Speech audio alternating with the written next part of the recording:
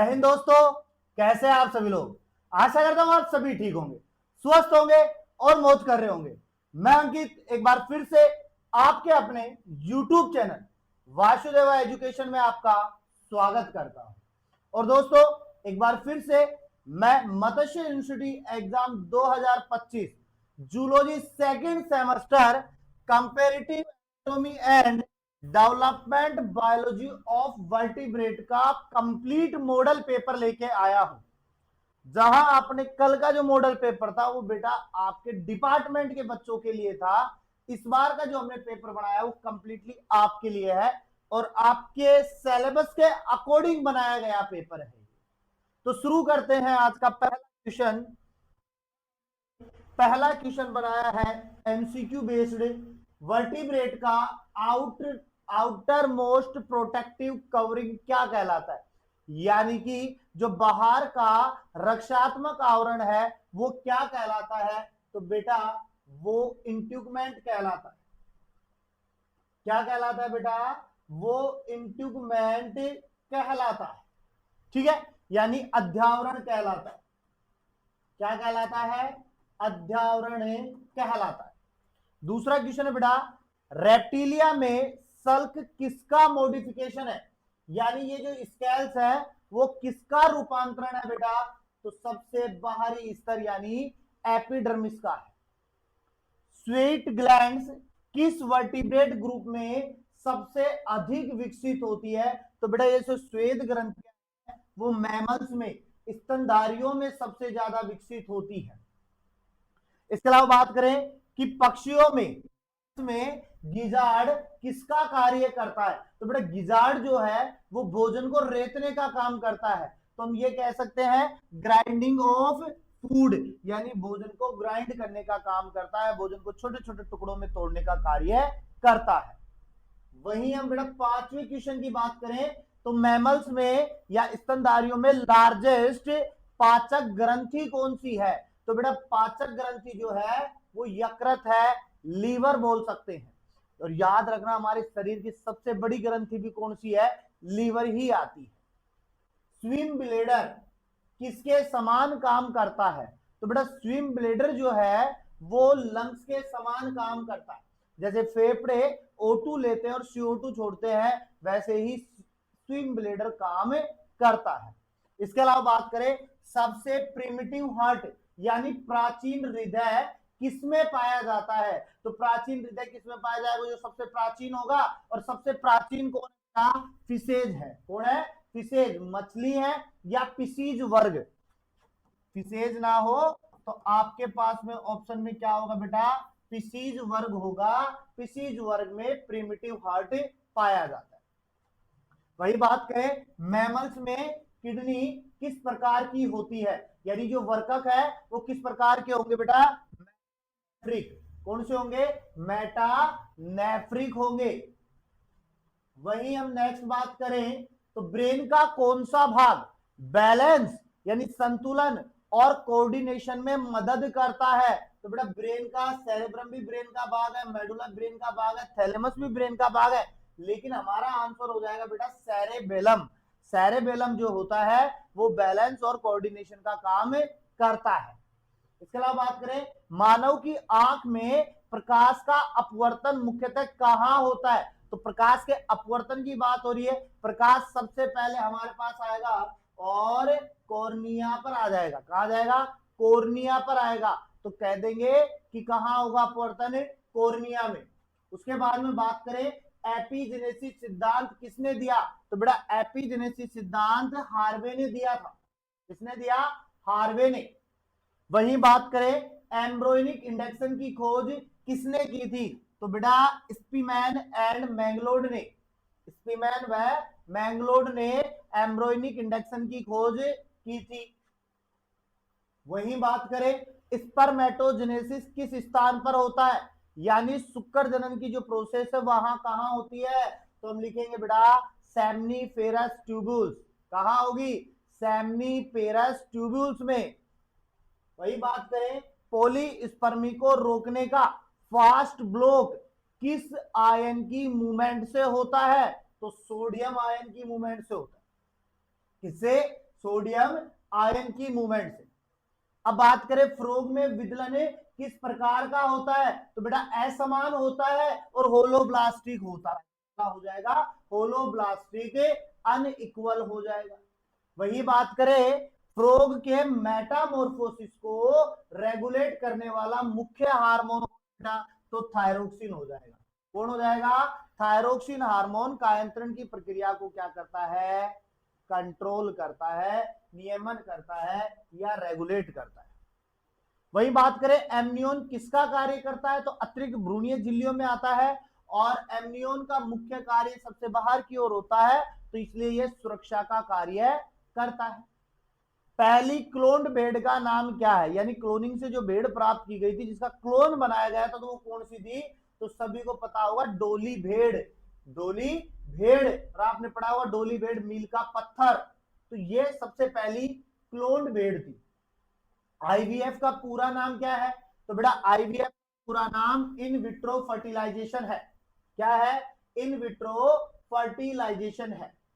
वही बात करें एम्फीबियंस में रेस्पायरेशन के लिए सबसे महत्वपूर्ण इंट्यूगुमेंट्री एडेप्टेशन कौन सा है, तो याद रखना एम्फीबियंस के रेस्पायरेशन के लिए इंट्यूगुमेंट्री एडेप्टेशन कौन सा है, तो मॉइस्ट स्किन आ जाएगा।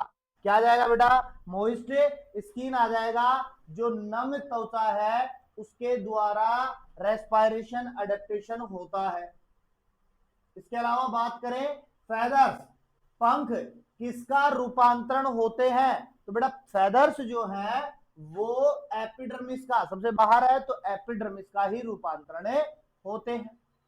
इसके अलावा बात करें वर्टिब्रेट में एक्सियल स्केलेटन में क्या शामिल है, यानी जो एक्सियल कंकाल है, अक्षीय कंकाल है, उसमें क्या क्या आता है, तो याद रखना बेटा स्कूल आता है, वर्टिब्रल कोलम आता है, रिब्स आती है और स्टर्नम आती है।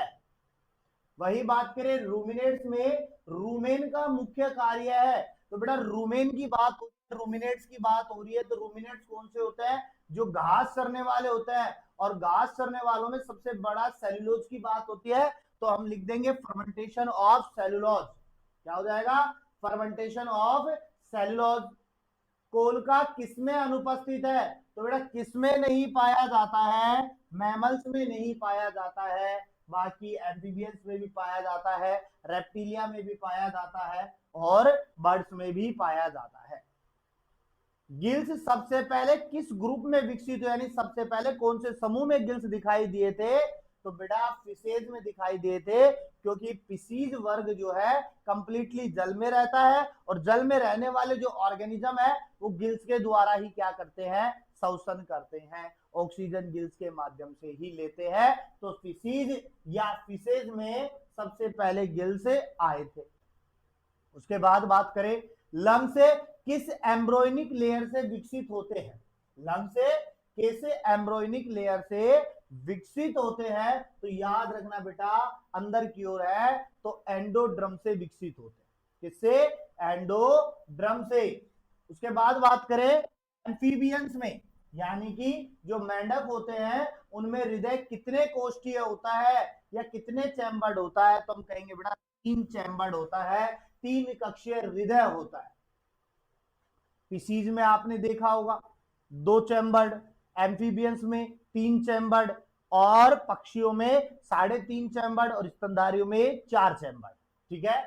इसके अलावा बात करें मीजोनेफ्रिक किडनी किस ग्रुप में फंक्शनल होती है या कार्य करती है, तो मैंने थोड़ी देर पहले स्तनधारियों के लिए मेटानेफ्रिक बताया, अब मीजोनेफ्रिक बेटा किसमें आ, एम्फीबियंस में आ जाएगी, और एम्फीबियंस के भी लार्वल स्टेज में।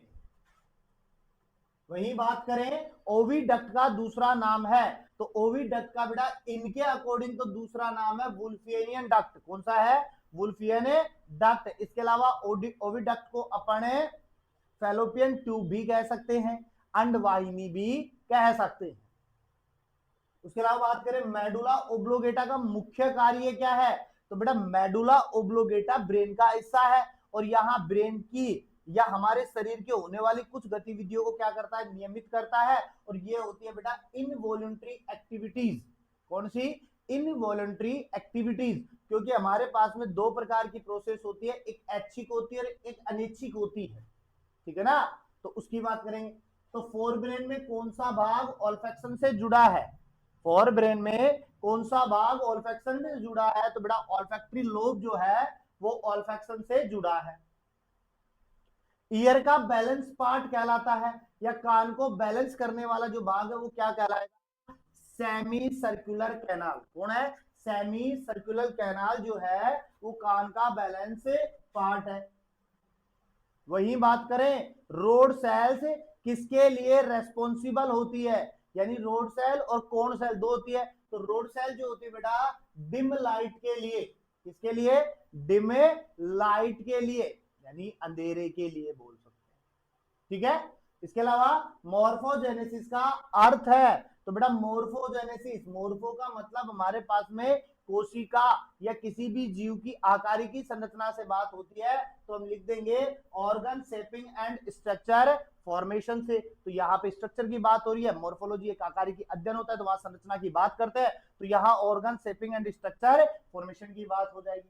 इसके अलावा क्वेश्चन है अपने पास में oogenesis यानी अंड जनन में प्राइमरी ओसाइट किस स्टेज पर मियोसिस फर्स्ट को रोक देता है, तो बेटा रोकना कहां रोकता है, प्रोफेज फर्स्ट पे रोक देता है। कहां रोक देता है, प्रोफेज फर्स्ट पर ही रोक देता है। एक्सटर्नल फर्टिलाइजेशन का उदाहरण कौन है, तो बेटा फर्टिलाइजेशन किसमें होता है, मेंढक में होता है, फ्रॉग में होता है, बाकी के अंदर में इंटरनल फर्टिलाइजेशन देखने को मिलता है। वही बात करें, गैस्ट्रुलेशन के दौरान कौन सी तीन जर्म लेयर बनती है, तो तीन जर्म लेयर बनती है बेटा, एक्टोड्रम बनती है, मीजोड्रम बनती है और एंडोड्रम बनती है, तीन जर्म लेयर होती है। वही थायरोक्सिन किस ग्लैंड से स्रावित होता है, तो बेटा थायरोक्सिन जो है थायराइड ग्लैंड से स्रावित होता है। कौन सी ग्लैंड से, थायराइड ग्लैंड से। वही हम बात करें का मुख्य कार्य क्या है, तो अतिरिक्त भ्रूण झिल्ली है और योग सैक, योग का मतलब पीतक है, पीतक के अंदर प्रोटीन भरा है, प्रोटीन एक प्रकार का पोषक पदार्थ है, तो हम कह देंगे पोषण का मुख्य कार्य है। एलेंटोइस किसका कार्य करता है, तो एलेंटोइस भी एक अतिरिक्त भ्रूणीय झिल्ली है, तो इसका मेन काम क्या होता है, वेस्ट स्टोरेज और रेस्पायरेशन में, इसमें वेस्ट स्टोरेज और रेस्पायरेशन में। स्टेम सेल्स की सबसे अधिक क्षमता किस प्रकार में होती है, तो बेटा ये सारे के सारे स्टेम सेल्स है, लेकिन सबसे अधिक क्षमता किसमें, टोटीपोटेंट में, किसमें, टोटीपोटेंट में, फिर प्लूरीपोटेंट में, फिर मल्टीपोटेंट में, सबसे अंत में यूनिपोटेंट में। सबसे कम किसमें होती है, यूनिपोटेंट में, और सबसे ज्यादा किसमें होती है, टोटीपोटेंट में। एआरटी का एक उदाहरण है, एआरटी मतलब है अपने पास में आईवीएफ का दूसरा नाम देख सकते हैं, तो यहाँ आईवीएफ का उदाहरण ले सकते हैं, जहां पर अपन टेस्ट ट्यूब बेबी पैदा कर सकते हैं आर्टिफिशियल रिप्रोडक्टिव टेक्नोलॉजी के माध्यम से। इसके अलावा हम बात करें एम्फीबियंस में म्यूकस ग्लैंड का मुख्य कार्य है, यानी जो श्लेष्मा ग्रंथियां हैं उनका मेन काम क्या है, स्किन को नम रखना, स्किन को सूखने नहीं देती है। क्रोमेटोफोर किसके लिए जिम्मेदार है, तो क्रोमेटोफोर किसी ना किसी रंग की बात करेंगे, और रंग की बात होगी तो स्किन कलर की बात होगी, हमारे स्किन कलर की बात हो जाए या जीवों के स्किन कलर की बात हो जाए तो वहां क्रोमेटोफोर की बात हो जाएगी। वही बात करें वर्टिब्रल कॉलम में एटलस का कार्य क्या है, एटलस का काम क्या है बेटा, हेड मूवमेंट को सपोर्ट करना, यानी कि जो सिर घूम रहा है इसको सारा कौन दे रहा है, एटलस दे रही है। स्मॉल इंटेस्टाइन का मुख्य कार्य, छोटी दिखने में नाम में छोटी है लेकिन काम बहुत बड़े हैं और साइज भी बहुत बड़ी है, तो इसका काम डाइजेशन और एब्जॉर्प्शन होता है, जो भोजन पतला होता है उसको एब्जॉर्ब करने का काम करती है। इसके अलावा पेनक्रियास ग्लैंड से जो एंजाइम आते हैं उनसे भोजन को पचाने का काम भी करती है। वही बात करें 47 क्वेश्चन में, बर्ड्स में क्रोप का कार्य क्या है, तो बर्ड्स में क्रोप का काम बेटा अनपुट बोलते हैं क्रोप को, और अनपुट के अंदर भोजन को क्या रखते हैं अपन, स्टोर रखते हैं, संग्रह करते हैं और सॉफ्टेनिंग भी करते हैं। इसके अलावा क्यूटिनियस रेस्पायरेशन अधिकतम किसमें होता है, क्यूटिनियस का मतलब अपने पास में त्वचीय रेस्पायरेशन, और त्वचीय रेस्पायरेशन किसमें होता है बेटा, फ्रॉग में, अभी थोड़ी देर पहले बताए थे, फ्रॉग में सबसे ज्यादा क्यूटिनियस रेस्पायरेशन होता है, बाकी के अंदर नहीं होता है। वही लीवर का रंग पीला क्यों होता है, तो बाइल के कारण, किसके कारण, बाइल पिगमेंट के कारण। वही बात करें मिड ब्रेन का मुख्य फंक्शन क्या है, तो बेटा मिड ब्रेन का मुख्य हियरिंग का होता है। किसका होता है? विजन और हियरिंग का होता है। तो ये टॉप 50 एमसीक्यूज आपके पेपर के लिए हमने डिसाइड किए हैं। अब क्वेश्चन ऐसे ही मिलेंगे आपको। अब लैंग्वेज थोड़ी बहुत बदल सकती है, लेकिन आंसर का प्रारूप आपको कुछ इस प्रकार का ही देखने को मिलेगा। तो ये तो आपके टॉप 50 एमसीक्यूज थे। इसके अलावा आपके पास में लॉन्ग क्वेश्चन भी आते हैं, तो उन्हीं लोग हम यूनिट वाइज चर्चा करें। तो पहली यूनिट की हम बात करें तो पहली यूनिट से हमने क्वेश्चन निकाला है इनवर्टिब्रेट में, सॉरी वर्टिब्रेट रुकियों में इंट्यूबमेंट की संरचना यानी कि अध्यावरण की संरचना एवं कार्यों का वर्णन कीजिए। अब बेटा जहां इंट्यूबमेंट दिख जाए वहां आपको एपिडर्मिस याद आ जाएगी और डर्मिस स्तर याद आ जाएगा। तो इन्हीं के बारे में आपको यहां पर छापना है। इसके अलावा डेरिवेटिव्स का तुलनात्मक अध्ययन भी आपको करना है। तो एक क्वेश्चन तो हमने ये डिसाइड किया है। दूसरा है बेटा वर्टिब्रेट में एलिमेंट्री कैनाल। एलिमेंट्री कैनाल का मतलब सीधा सा होता है बेटा माउथ से लेकर मुख से लेकर के बेटा एनस तक यानी गुदा द्वार तक फैले जो अंग है वो एलिमेंट्री कैनाल में आकर इनके बीच बीच में जो ग्लैंड्स पाई जाती है जो भोजन को पचाने के लिए एंजाइम देती है वो है डाइजेस्टिव ग्लैंड। तो इनका तुलनात्मक अध्ययन करना है किस प्रकार से होती है। तो मैं सीधी बात करूं मुख की बात कर रहे हो तो बकल कैविटी की बात होगी। बकल कैविटी के पास में कौन सी ग्लैंड है? सलाइवरी ग्लैंड है। लार ग्रंथि है तो उसके साथ में आपको तुलना करके बताना है, सीधी बात है। इसके अलावा बात करें टिप्पणी लिखिए तो टिप्पणी के लिए दो है बेटा। जो सस्पेंशन जबड़े की बात हो रही है। अब जबड़ा जो है लोअर जबड़े को क्या करता है? सपोर्ट प्रदान करता है, तो उसके बारे में बताना है। वर्टिब्रेट में गिल्स और लंग्स की संरचना में कार्य लिखने हैं। गिल्स जो जलीय जीवों के लिए श्वसन अंग है और लंग्स जो है टेरिस्टेरियल यानी स्थलीय जीवों के लिए श्वसन अंग होते हैं, तो उनके बारे में बताना है। इसके अलावा दूसरी बात करें बेटा वर्टिब्रेट में हार्ट एवं आर्टिक आर्च का विकास क्रम का वर्णन करना है आपको। तो जितने भी वर्टिब्रेट ऑर्गेनिजम्स है जैसे रुकी है उनमें हार्ट एवं आर्टिक आर्च का विकास क्रम वर्णन करना है। इसके अलावा बात करें मानव में विजुअल रिसेप्टर की संरचना एवं कार्य का वर्णन कीजिए। तो विजुअल रिसेप्टर का सीधा सा तात्पर्य बेटा आई से है। मानव की बारे में आपको यहाँ पे बताना है, आंख की संरचना बतानी है, कोर्निया बताना है, आइरिस बताना है, पुपिल बतानी है, रेटिना बताना है, रेटिना का संपर्क न्यूरस सिस्टम से कैसे है, न्यूरोनों से कैसे है, वो सारी चीजें आपको बतानी है। कार्य क्या करती है वो बताना है। इसके अलावा बात करें टिप्पणी लिखिए तो टिप्पणी में बेटा पहले आ जाएगा अपने पास में यूरिनोजेनिटल डक्ट्स के विकास क्रम की विवेचना कीजिए, तो उसको बताना है आपको। इसके अलावा वर्टिब्रेट में ब्रेन का तुलनात्मक अध्ययन बनाना है कि ब्रेन के जो पार्ट्स हैं उनको किस प्रकार से अपन कंपैरेटिव बना सकते हैं, तो उनकी बात होगी। इसके अलावा हम बात करें बेटा मैमल्स में स्पर्मेटोजेनेसिस और ooजेनेसिस की प्रक्रिया का वर्णन कीजिए। 12th क्लास में आप पढ़ के आए हो मानव रिप्रोडक्शन के अंदर, तो आपको स्पर्मेटोजेनेसिस से स्पर्म कैसे बनेंगे वो आपको बताना है, और एक स्पर्मेटोजेनेसिस से कितने स्पर्म बनेंगे वो बताना है। ooजेनेसिस में ओवम का निर्माण कितना होगा, ooजेनेसिस में कितने ओवम बनेंगे वो आपको बताना है। तो ओवम एक निकल के आता है, स्पर्म कितने निकल के आते हैं? 4 निकल के आते हैं। तो ये प्रोसेस आपको बतानी है, ठीक है। 3 प्रोसेस में ये बटी होती है। अब इसमें हम बात करें प्रावस्थाओं में तो गुणन प्रावस्था, परिपक्वन प्रावस्था, वृद्धि प्रावस्था या स्पर्मेटोजेनेसिस की बात करें तो 2 चरण होते हैं, शुक्राणु परसु का निर्माण और शुक्र कायंत्रण प्रोसेस। तो ये सारी चीजें आपको यहाँ पर बतानी है। इसके अलावा निषेचन किसे कहते हैं यानी फर्टिलाइजेशन किसे कहते हैं? तो स्पर्म और ओवम बन जाएगा, उसके बाद में दोनों का जो मिलन होगा जायगोट बनेगा, वो प्रोसेस कौन सा होगा? निषेचन होगा। निषेचन के प्रकार बताने हैं तो निषेचन के 2 प्रकार है बेटा। पहला अपने पास में एक्सटर्नल है, एक्सटर्नल फर्टिलाइजेशन को बताना है, बाह्य निषेचन को, और दूसरा है अपने पास में आंतरिक निषेचन, इसको बताना है। अब एक्सटर्नल और इंटरनल निषेचन की अगर हम बात करें तो उदाहरण के लिए तो एक्सटर्नल के लिए आप फ्रोग की बात कर सकते हो और इंटरनल के लिए आप ह्यूमन की बात कर सकते हो। तो इस प्रकार से आपको दोनों चीजें बतानी। इसके अलावा टिप्पणी लिखिए में तो क्लीवेज आ जाएगा। जैसे जायगोट निर्माण होगा तो उसके अंदर आप क्या करोगे? विदलन करोगे, माइटोसिस प्रोसेस करोगे, उसको कई भागों के अंदर बांटोगे, तल का निर्माण करोगे, तो वो क्लीवेज हो जाएगा। इसके अलावा मॉर्फोजेनेटिक मूवमेंट्स आपको बताने हैं यानी गैस्ट्रेशन प्रोसेस पे आ जाना है वापस से आपको, और उसके बाद में फैट मैप बताना है यानी संभावी रेखा चित्रों को बताना है। तो ये 3rd यूनिट से क्वेश्चन हो जाएंगे।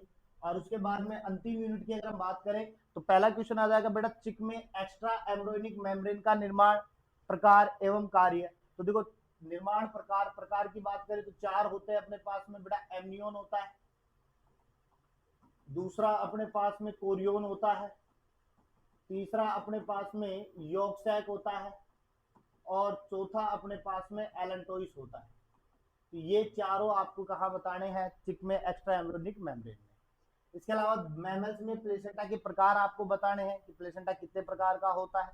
तो कई प्रकार के होते हैं, चार्ट बनवाया है देख लेना, और वीडियो में पड़ा हुआ है लिंक तो देख लेना।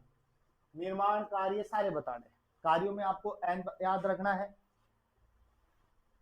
आर याद रखना है आपको, यानी न्यूट्रिशन, रेस्पायरेशन, इसके अलावा एक्सक्रेशन, ये चीजें याद रखनी है आपको। टिप्पणी लिखिए, तो टिप्पणी बेटा स्टेम सेल्स पे लिख सकते हो। चारों स्टेम सेल्स मैंने आपको एमसीक्यू के अंदर बता दी, उनके बारे में बताना है। स्टेम सेल जो होती है किसी भी अंग का फॉर्मेशन कर सकती है, वो चीजें बतानी है। इसके अलावा बेटा असिस्टेड रिप्रोडक्टिव टेक्नोलॉजी यानी कि आईवीएफ के बारे में आपको यहाँ पे बताना है। तो ये वेरी वेरी इंपोर्टेंट क्वेश्चन आपके पास में बनकर आ जाते हैं। तो इन इंपोर्टेंट क्वेश्चनों के बेस पे आप एग्जाम दे सकते हो, क्योंकि यही क्वेश्चन आपको एग्जाम में रिपीट होंगे और एग्जाम में देखने को मिलेंगे बिना किसी माथाफोड़ी के। तो आप लोग शेयर कीजिए दबा के, और